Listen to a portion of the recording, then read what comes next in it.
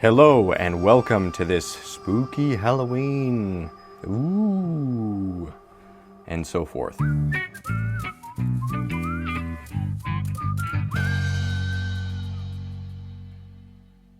In this video, I'm going to be sculpting something.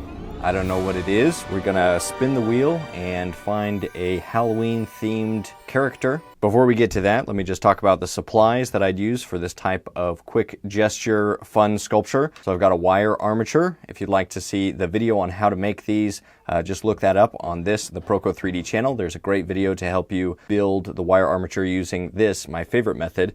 I've got some basic sculpting tools, a couple of the tools I've made. We've got some aluminum foil to fill out the armature just a little bit. Helps us save on clay.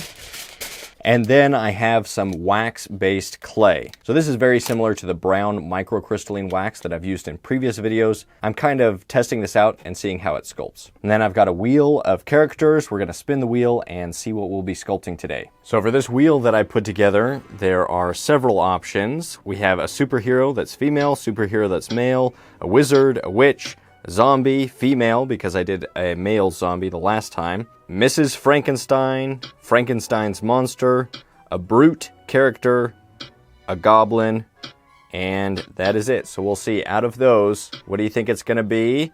Let's go ahead and spin it.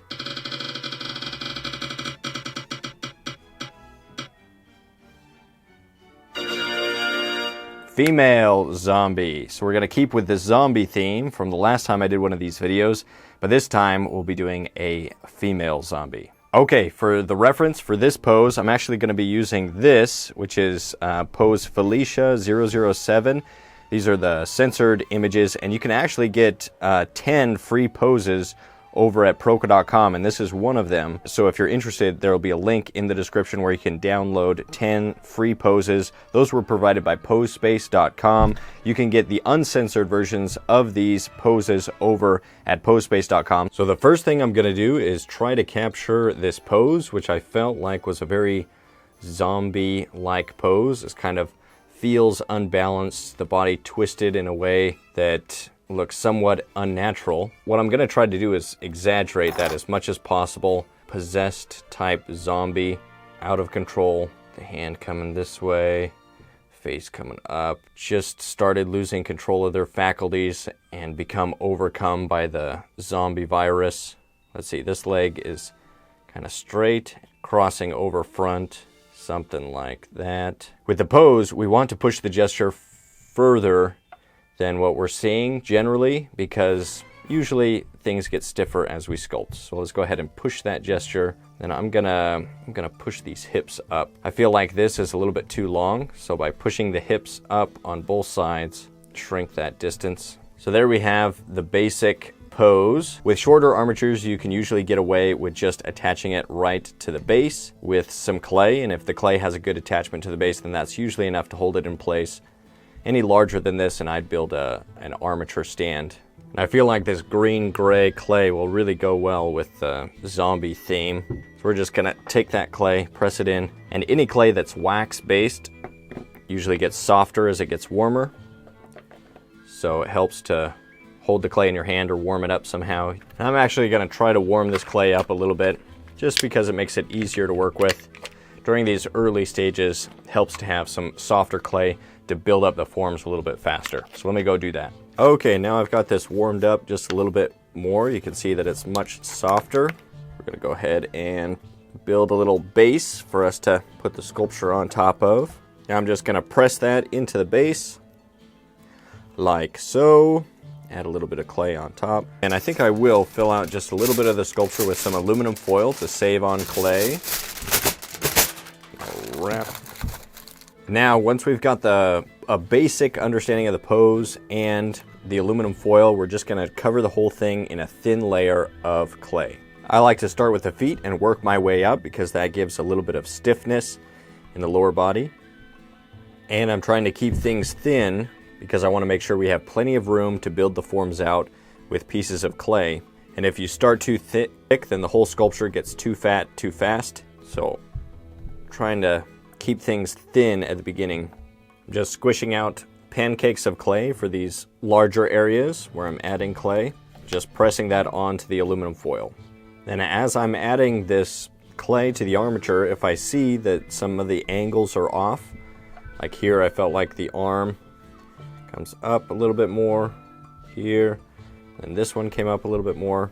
So I'm making those adjustments because any of the big changes are easier early on and they become more difficult later in the process. You have to redo more work if you make those adjustments later on. And then for the head, I'm going to try to give kind of a wedge shape as a simple block-in, like we talked about in the portrait sculpting course. The Bowden method block-in, which is just like a wedge or like an axe shape. And that gives us an indication of the front plane of the face, the basic proportions of the head, and it's just a good foundation to start building the features on top of. So it's kind of skinny here at the front plane of the face, and then it thickens as you move towards the back of the head. Add a little bit of clay back here. And then it should just be a rough head shape from the side view. There you can see that. Simple, very simple block-in. Okay, here we have that armature once it's covered in just a thin layer of clay. And now I can start to go in and think about the major forms that I'm seeing, especially the primary forms, the rib cage, pelvis, and head. Then start to think about the anatomy and laying that in, especially in the thicker areas like the legs. Now, if you like sculpting content and you're not subscribed to the channel, what are you doing with your life? Subscribe to the channel right now. Do it right now. And hit the like button. Hit it! Do it now! Keep an eye out for new content. There should be a figure sculpting competition coming up pretty soon.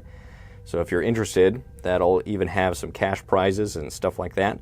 Look out for that. That video announcing that competition will be coming up. So make sure that you're able to participate. And I want to get a lot of people in that competition. It was really fun the last time we did it. Hit the notification bell so that you can be notified once that competition gets going. I just found that the wrist was bending the wrong way, so I'm going to adjust that. As far as drapery, we're going to imagine that this zombie was at the swimming pool, just enjoying a swim, got a swimsuit on. That'll allow us to work out some of the anatomy without it being too indecent. Keeping it clean here for YouTube. Primarily focused on the angle from the front.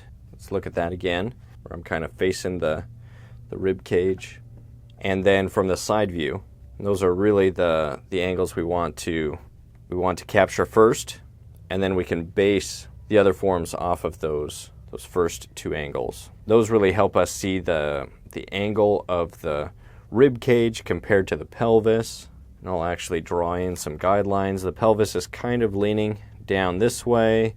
Let's say if there's a center line, it would be coming somewhere through there, here, and the shoulders a little bit more straight, adding some mass to that thigh, and this kind of wraps around into the gluteus medius over here.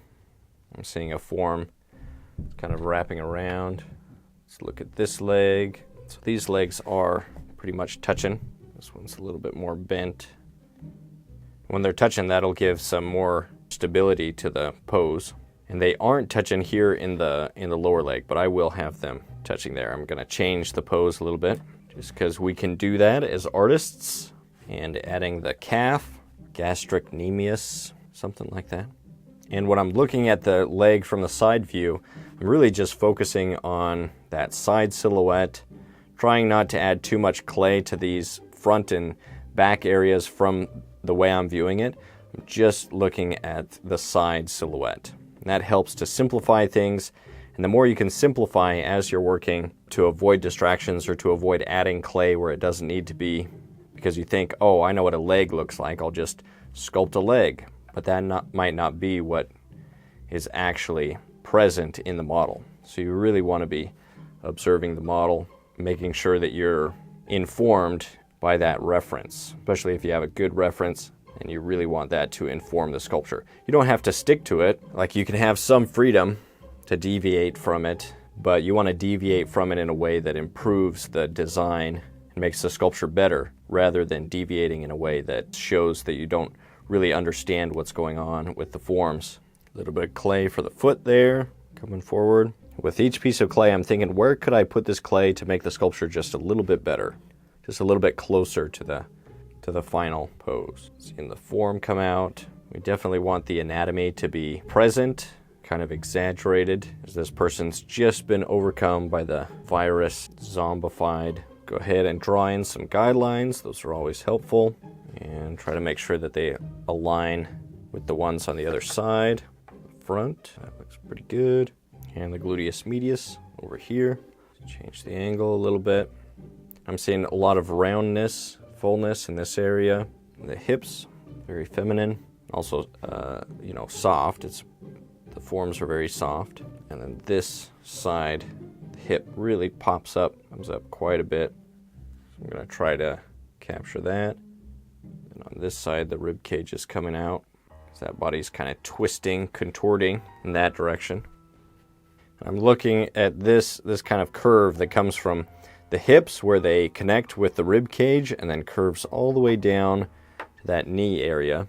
And that's the kind of the primary gesture of the outside silhouette of the leg. So I want to make sure that I'm capturing that.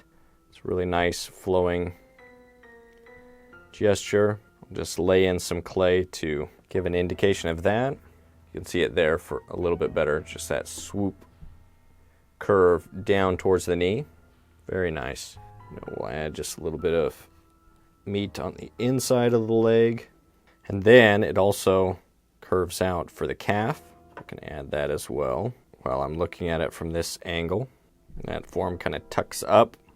That form of the calf is kind of tucking up in between the forms of the knee on either side in this area, which I think is called the popliteal fossa. Popliteal fossa, that's a fun anatomical term. The way that that's curving around more than how it was. Let's add just a little bit more for the soleus, which is underneath the calf muscle. There's a wide, flat muscle. Soleus, I think it gets its name from like the sole of the foot, like a sandal. So it looks kind of like a sandal, kind of a wide, flat muscle underneath. Let's go ahead. We can draw on the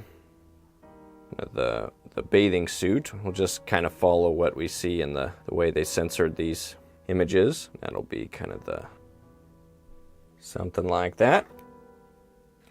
And let's go follow that over to the front side.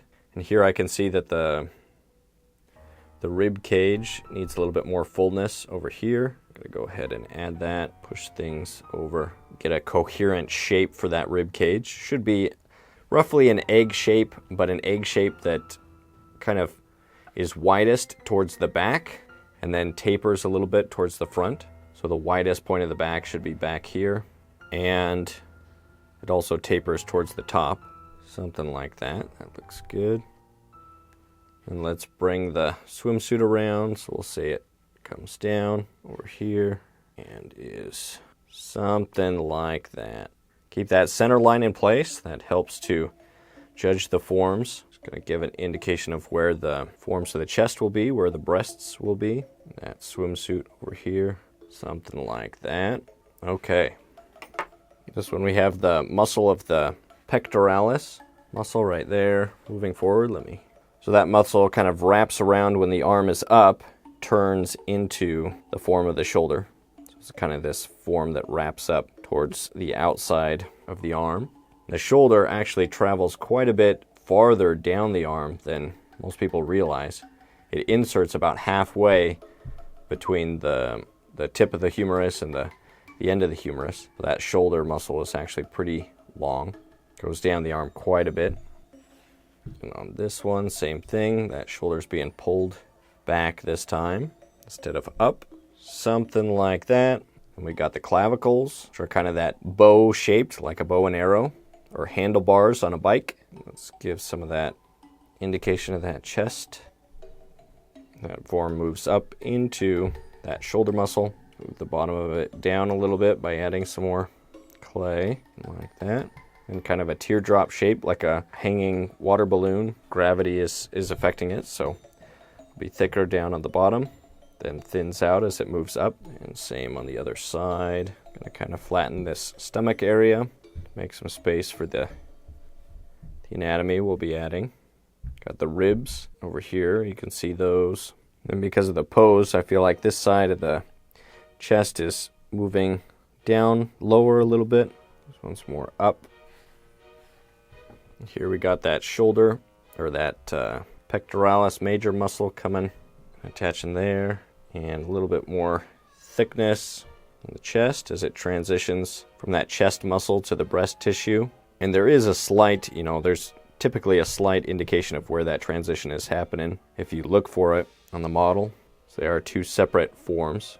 We got that shoulder wrapping around the arm, and the tricep on the back, kind of softening this and rounding off this form on the back of the arm.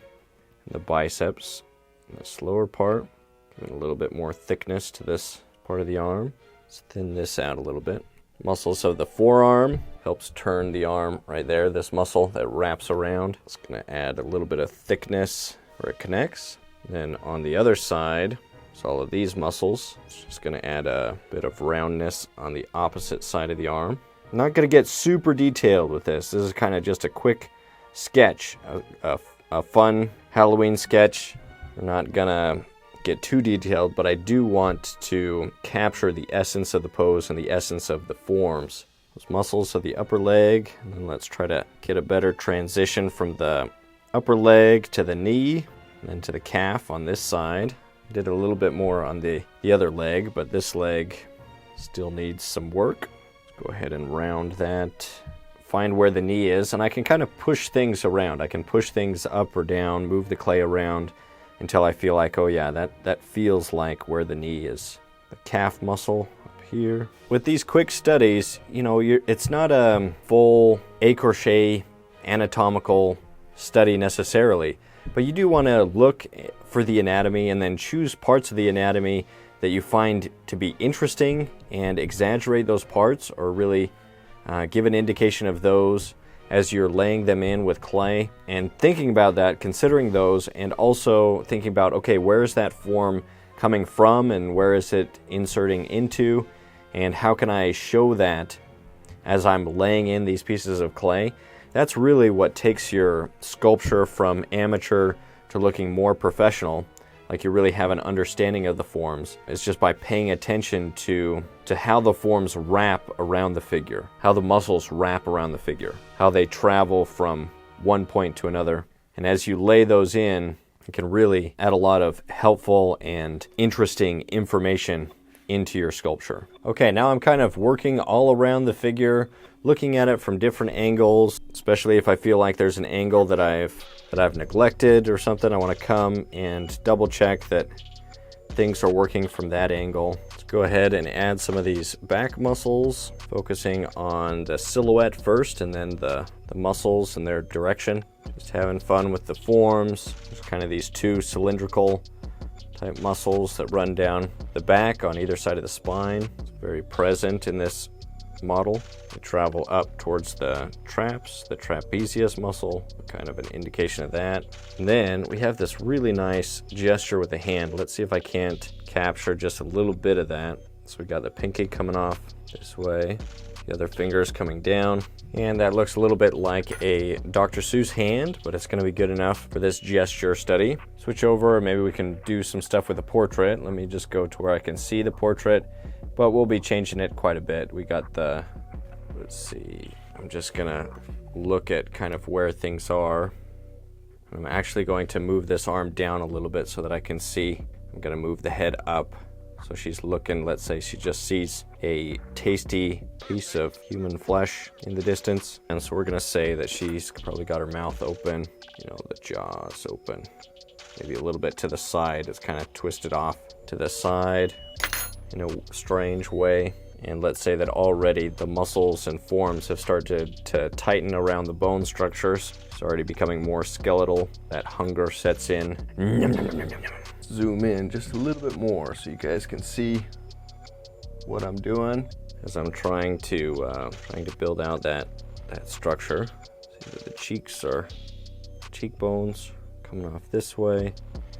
I'm trying to make it more skeletal. Let's add in that anatomy. Let's go ahead and add some hair because I feel like this is starting to look more masculine than what I want, and some hair might help me feminize the portrait a little bit.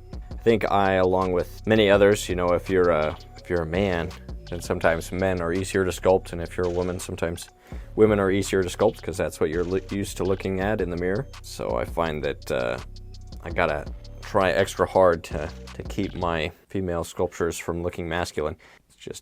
We're adding kind of just forms of hair. Oh my goodness, we're not very pretty. I guess it doesn't have to be pretty because this person just turned into a zombie. Now it looks like a man with long hair. I have the mouth kind of open to an unnatural degree, as they do in the horror movies, because it does look very uncanny. It's very strange. When we see that, we say, oh, something is off. That is not what a person should look like. And generally when the mouth is really wide open and the lips are going to be pulled over the teeth, they're going to be kind of flattened and pulled over the teeth. So the teeth have a big role in what the mouth looks like when it's wide open like that. The lips are not as thick because of they're kind of stretched over those teeth. Let's see if I can give some sort of sense of that. Add some more mass to the back of the head. I feel like that's a little bit thin. Back of the head has quite a bit of mass. And if you're interested in sculpture, then I definitely recommend checking out the figure sculpting course over at proko.com/sculpture. That is where I go over everything I wish I knew when I started sculpting people. And if you're looking at this and thinking, oh, I'd like to be able to do what Mr. Andrew is doing and just sculpt a zombie gesture study for Halloween, that's the place to start. So I hope you'll check it out, and I hope you'll get it and join. It is a great resource for sculptors. Okay, let's go ahead and we're just going to give a little bit of an indication of what's happening with this hand up here. Though again, we're going to keep it very simple. This is supposed to be a quick gesture study. Simplified hand, which is a great place to start. Just getting the gesture of it, as well as the feet. Here, let's go in and draw in again because we lost some of that bathing suit. A little bit more for those cheekbones. For the eyes, I'm just going to add little pieces of clay and then press them in, almost like I'm just giving an indication of the upper eyelid, but nothing else. Okay, and I think we're just going to leave it just about there. So this is not a finished sculpture, but a quick gesture study to get an idea of the pose and just to have some fun. I really like these quick studies. They are very informative. They help you learn about anatomy and gesture and the pose without getting too bogged down by all of the details, the texture, and all of that. And so, if you're interested in sculpting, I hope you'll give this a try and do your own sculpture. Consider setting up a way to randomly choose your own Halloween character. Go for it. Do one of these Halloween gesture studies. Okay, thank you for watching. I hope it was as fun watching the process of making the sculpture as it was making it. I really like these gesture studies. They're really fun. If you'd like to get this pose, you can even do this exact same pose. Those are available. I'll put a link down in the description to download those free poses over at proko.com. If you like figure sculpting, consider investing in some of the courses. There's one on the figure, one on the portrait, and a new one on the hands as well. I recommend that people start with the figure sculpting course that has kind of the beginner level overview of sculpting people in general. So be sure to check that out. As always, I hope that you can stay creative and productive, and hopefully I'll see you again soon in another video.